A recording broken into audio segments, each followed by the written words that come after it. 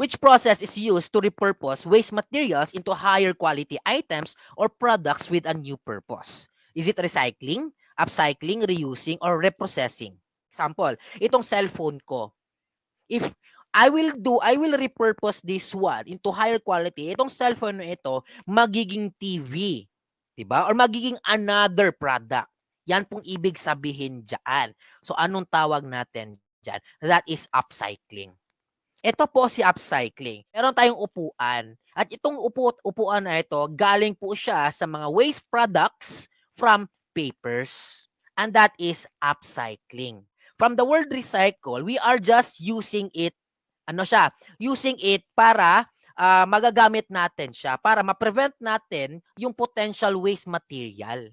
So we are recycling that one. Say for example, yung bote, ginawa nating vase. Okay? So we are recycling. Reusing naman involves more on how we use the item more than once. Yung eco bag, 'di ba? Ginagamit natin yung eco bag not only once but twice, many times. We are actually reusing that one for a similar purpose. Reprocessing, we are utilizing those waste materials into another material through industrial processes.